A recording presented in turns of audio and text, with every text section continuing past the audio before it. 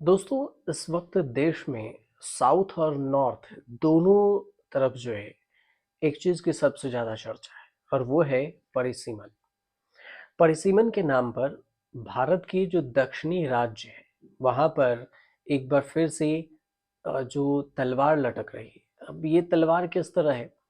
हमारी जो लोकसभा की सीट हैं उसमें कटौती होने जा रही है और तमिलनाडु की 8 लोकसभा सीटें कम हो जाएगी।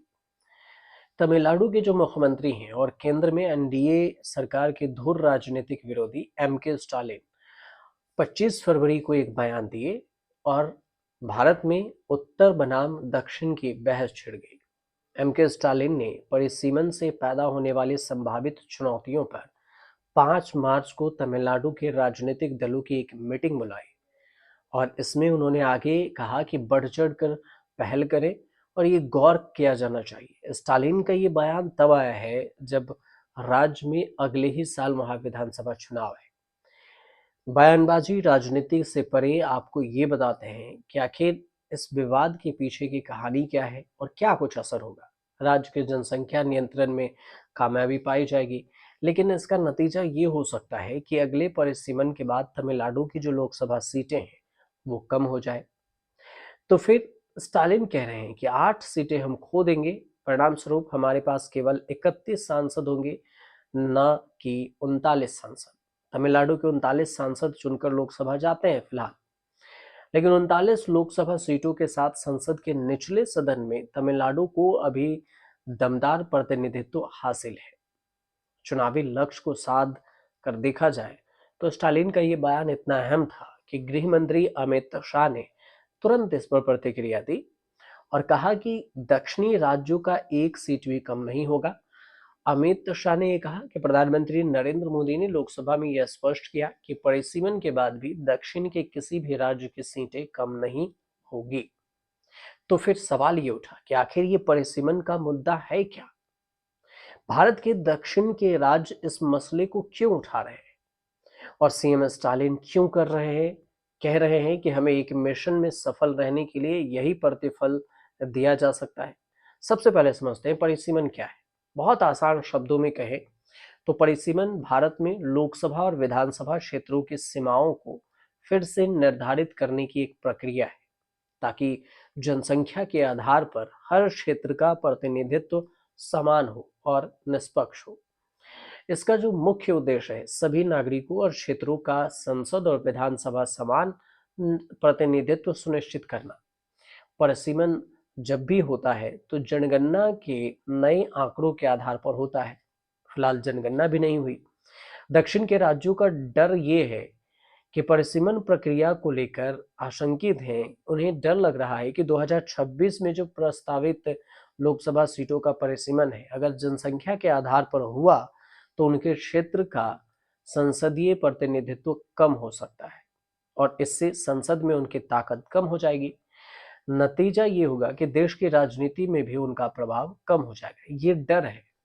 लेकिन अगर परिसीमन जनसंख्या के आधार पर होता है तो फिर स्वाभाविक रूप से ज्यादा आबादी वाले राज्यों को अधिक सीटें मिलेंगी। तो फिर इसका मतलब ये होगा कि उत्तर भारत की जो सीटें हैं वो बढ़ सकती हैं, जबकि दक्षिण भारत की सीटें कम या फिर स्थिर रहेंगी या फिर कम भी हो सकती हैं। अभी दक्षिण भारत के राज्य में तमिलनाडु में 39 सीटें, केरल में 20, कर्नाटक में 28, आंध्र प्रदेश में 25, तेलंगाना में 17, कुल मिलाकर 129 सांसद लोकसभा में है, जबकि उत्तर प्रदेश में ही 80 है, बिहार में 40, झारखंड में 14, 134 सांसद लोकसभा में है। तो जनसंख्या के मौजूदा रुझान को अगर देखें तो इसमें अंतर और भी बढ़ सकता है। परिसीमन की जो प्रक्रिया है आखिरी बार 1976 में हुई थी और 1976 में 1976 में जनसंख्या के लगभग 63 करोड़ आबादी थी। भारत की लगभग 145 करोड़ आबादी हो चुकी है। अब 50 सालों में हमारी आबादी दोगुनी से ज्यादा बढ़ गई है और आबादी के हिसाब से प्रतिनिधित्व का पेच भी फंसा, लेकिन देश में आजादी एक समान अनुपात में नहीं बढ़ी है। दक्षिण राज्य जैसे तमिलनाडु हो, केरल हो, आंध्र प्रदेश हो, तेलंगाना हो, यहाँ के जो परिवार हैं, परिवार नियोजन और स्वास्थ्य सुधारों के जरिए अपनी जनसंख्या वृद्धि दर को काफी हद तक नियंत्रण किए।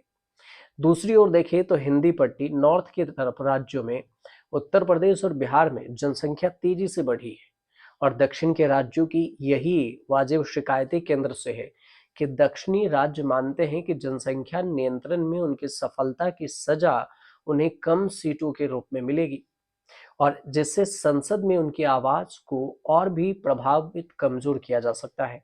दक्षिण भारत के राज्यों को लगता है कि ज्यादा सीटों का मतलब देश की राजनीति में हिंदी भाषी क्षेत्रों का वर्चस्व बढ़ेगा, जो पहले से ही संसद में ज्यादा सीटों के लिए प्रभावी है। अब इससे क्षेत्रीय असमानता गहरी हो सकती है, क्षेत्रीय लड़ाई भी हो सकती है, और इसी वजह से ये बहस हो रहा है। दक्षिण राज्य में अगर देखा जाए तो अक्सर बेहतर शिक्षा, स्वास्थ्य और टेक्निकल विकास, स्किल डेवलपमेंट के लिए जाना जाता है, और ये इसे ताकत मानते हैं, लेकिन परिसीमन के बाद ये ताकत कथित तौर पर कमजोरी में बदल सकती है। अब दक्षिण की जो क्षेत्रीय पार्टियां हैं, जैसे कि तमिलनाडु की डीएमके है, आंध्र प्रदेश की वाईएसआरसीपी है, और इसे अपनी राजनीतिक भविष्य के लिए खतरे के रूप में देखती है।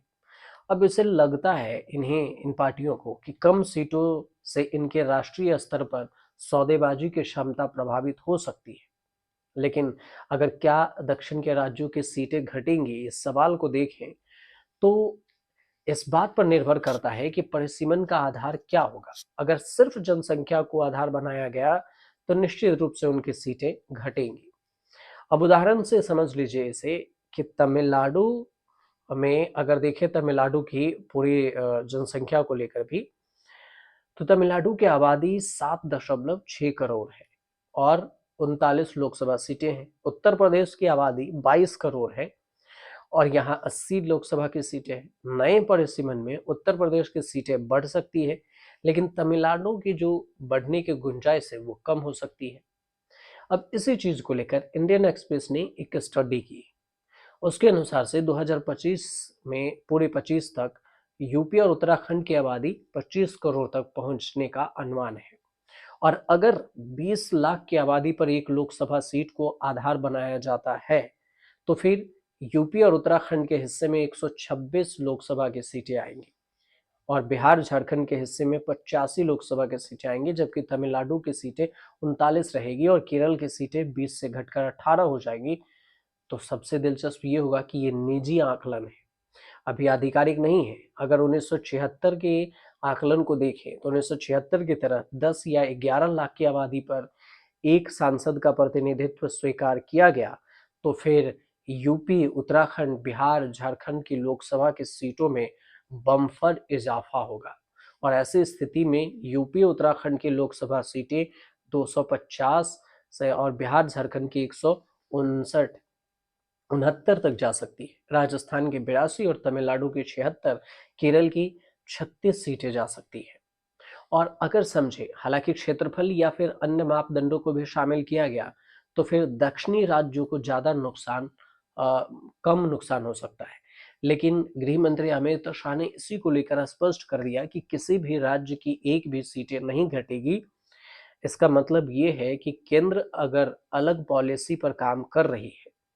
अब दरअसल अभी परिसीमन का फार्मूला स्पष्ट नहीं है कि किस आधार पर किया जाएगा, लेकिन आपको ये भी जानकारी रखनी चाहिए कि तमिलनाडु, केरल, कर्नाटक और आंध्र प्रदेश, तेलंगाना देश के वो राज्य हैं जहां कर्नाटक को छोड़कर किसी भी राज्य में बीजेपी के दमदार मौजूदगी नहीं है। परिसीमन को लेकर दक्षिणी जो पार्टियों की बेचैनी का एक कारण ये भी हो सकता है। अब ऐसा भी मानते हैं कि हिंदी बेल्ट में बीजेपी का दबदबा है, मगर हिंदी पट्टी में सीधे बढ़ने की ताकत भी होती है। अब इससे सत्ता का संतुलन भी प्रभावित हो सकता है। दक्षिण के नेताओं का एक अलग अलग इस पर बयान आ रहा है। अब उसमें टीडीपी, बीआरएस, इधर डीएमके, ये सब अपनी तरफ से बयान दे रहे हैं और एक नए अलग अलग फार्मूला मनगढ़ंत बढ़ते जा रहे हैं। लेकिन परिसीमन में अब तक देखें तो कब कब परिसीमन हुआ है इसे समझिए। भारत में अब तक 4 बार परिसीमन हुआ: 1952, 1963, 1973, 2002।